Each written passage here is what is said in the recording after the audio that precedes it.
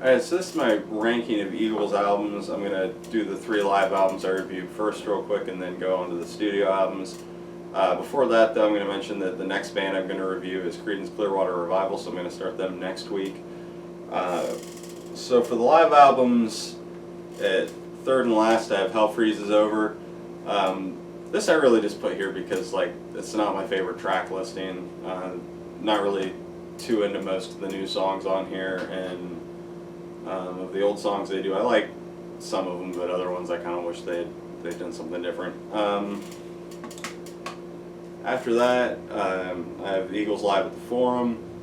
This one I was kind of surprised by. I didn't really think I'd be that into it, given that it's like the lineup that's out there touring right now, which I really wasn't that interested in seeing. But I was kind of surprised by this. I do enjoy it. I think it has a better track listing than Hell Freezes Over, so that's why it gets second. And then first I have Eagles Live. This one, I mean, I don't know, to me it's just not like a really great live album. It doesn't really improve that much on any of the studio stuff, and from what I understand a lot of this was kind of like redone, which I'd be okay with that if it made like a really good album, but it just kind of, I don't know, it doesn't really seem that live, I guess. But overall, not like a horrible album or anything like that. I just don't feel like they have any really strong live albums. So the studio albums were pretty hard to rank, especially like the further I got into it. But the first choice of what was worst is kind of easiest. And seventh and last I have The Long Road Out of Eden. Their most recent album, their last album, or last studio album. It's this giant, like, sprawling double album that, like, I don't know, there's a lot of people playing on here, so it's hard to tell what's the guys in the band and what's not. I think they were recording, like, in different studios or something so that they could get, like, more done at once. And I really kind of wish they hadn't. I wish they just have done, like, one smaller album with better material, because like there's a good album here, there's just way too much on it, and like a lot of these songs just aren't really that great. It's grown on me more, and I like it like more than I did. It's even some of the songs that I'm still not that into, I appreciate them at least a little bit more. But it's, I think, always going to be the last album for me if I'm ranking their albums. And sixth, I have The Long Run. This one, I don't know. To me, I listen to it a lot, but I don't like it as much as I listen to it, if that makes sense. Like, it's kind of an album that I find more interesting than I enjoy all of it. But there's a lot of songs on here that I really love, and then there's just a lot of songs on here that I think are kind of weak. So it's just, to me, it's a very uneven album, and I think that they're not usually that way with their stuff. So the sixth album I have Eagles, the self-titled debut.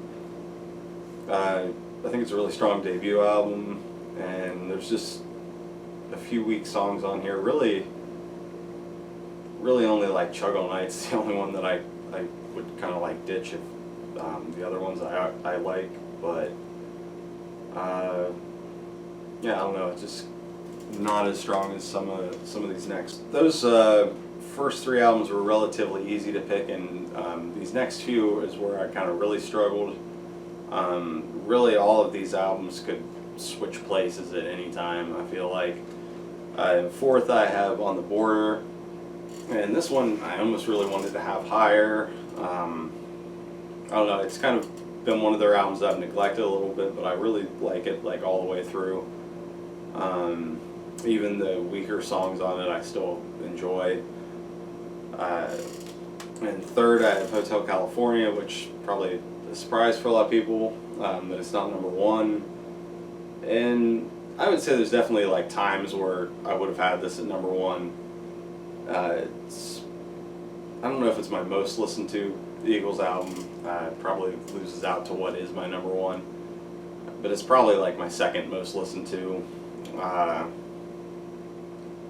don't know. I like some of the songs off here that are like my lesser favorite ones, because I don't really dislike anything on here, but some of them I'm not as fond of as the ones that I really enjoy.